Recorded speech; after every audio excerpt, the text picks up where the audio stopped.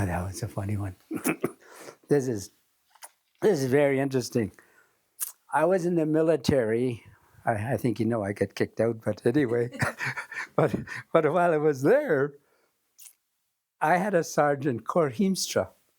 As a matter of fact, Jenny Heemstra, his wife, still attends his church. But I remember when I first became a Christian, this is the first church we came, well, second church we came to.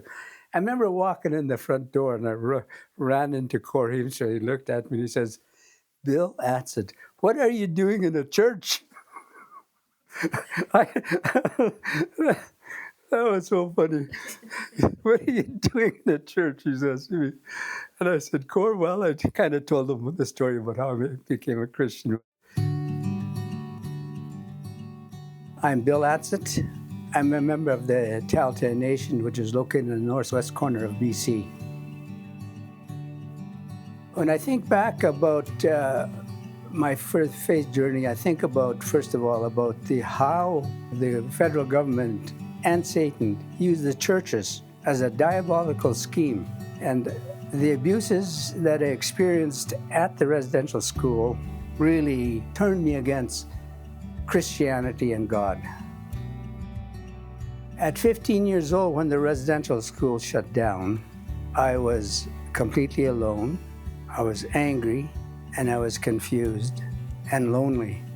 My struggle at that time, when I think back, was the fact that I never did bond with anyone. There was nobody in my life that I loved, and as far as I knew, there was nobody that loved me, so I was completely alone at that time. And it's only later in life that I learned that God said, "I will be a father to the fatherless and give the lonely a family." When I think about it, I think it was my anger that really affected most of my life. And because of my anger, I was charged with violence and ended up in jail in Edmonton for the weekend. And it was during this period that I was really desperate because I could have lost my wife, my job, my home, my family, everything.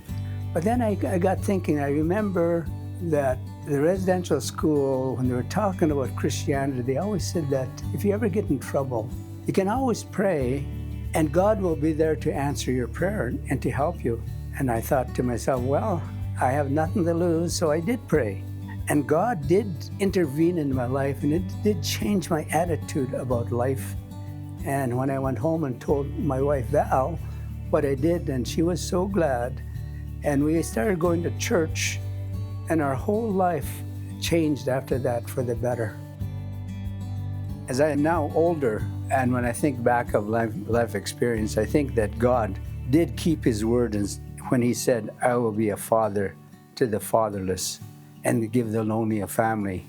He gave me a wonderful wife, Val, who has been supportive and an anchor in our marriage for 59 years. He also gave us 3 wonderful daughters, Angela, Virginia, and Suzanne. And also, we're blessed with 9 grandkids and 8 great-grandkids. And for my family, I am eternally grateful. I was just thinking, if people really want to hear my full life story, they can go to the YouTube and listen to the 57th National Prayer Breakfast. And you can hear what the struggles I had and how I ended up here. I was thinking about, what do I say? And I was just reading the Bible, and Psalm 116 came to me, and it sounded so, after reading it, sounded so much like my life. And I'm going to paraphrase it for you. It says, "I love the Lord, for he heard my voice. He heard my cry for mercy, because he turned his ear to me.